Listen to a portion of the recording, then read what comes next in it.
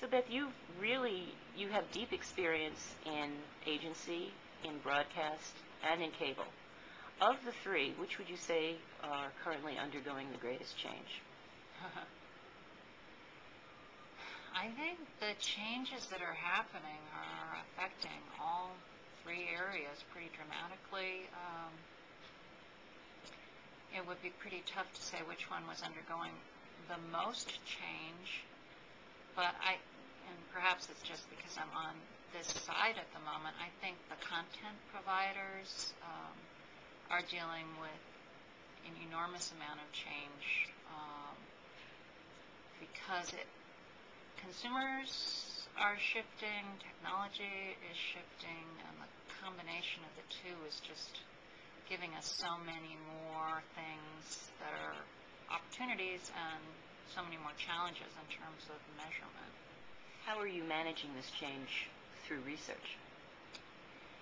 Well, we're fond of saying that if we don't stay ahead of it, we're going to get run over by it.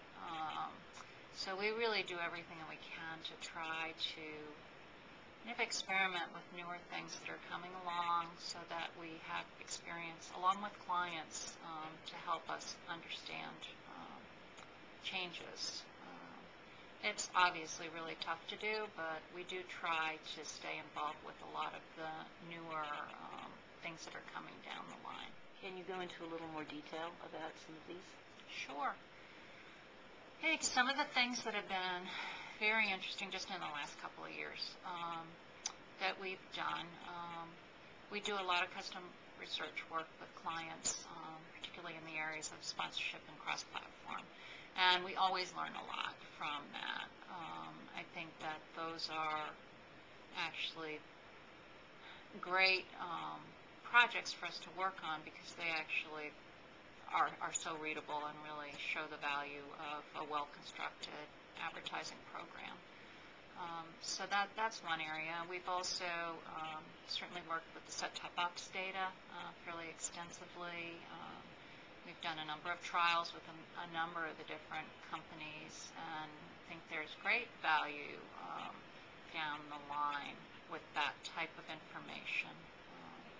Certainly with Nielsen specifically, we've done a lot of very interesting work with that data.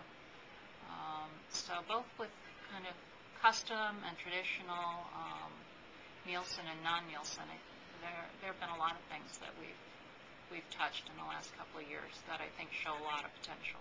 Was there anything that surprised you about the set-top box data? And conversely, was there anything that reinforced what you already knew?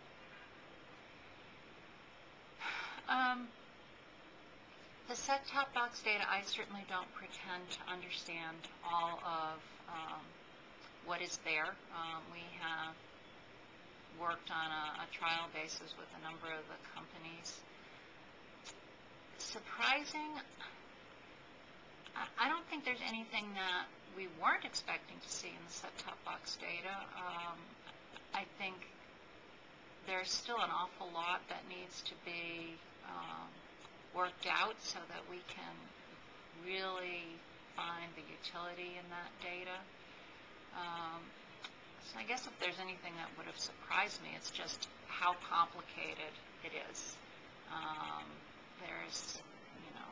There's just an enormous amount of detail in the data. There's a lot of differences in terms of the way it is collected and analyzed. So, if there's a surprise, it's even more complicated than one would imagine when you start out. It's a huge undertaking to try to really understand what's there. Discovery is a member of CIMM. Can you tell us a little bit about your participation and what you hope to get from that consortium? Sure. We think CIMM is really an exciting new group. We were happy to be involved, and I think the initiatives that CIMM has selected to start out with are very important for the industry in areas that we all really care about moving forward. Certainly, going back to your last question, set-top box data is one thing that I think CIMM will help with. And the Additionally, cross-platform is another area that has been identified by the group as being of primary interest. We're involved as a member of CIMM. We're also represented on the executive committee.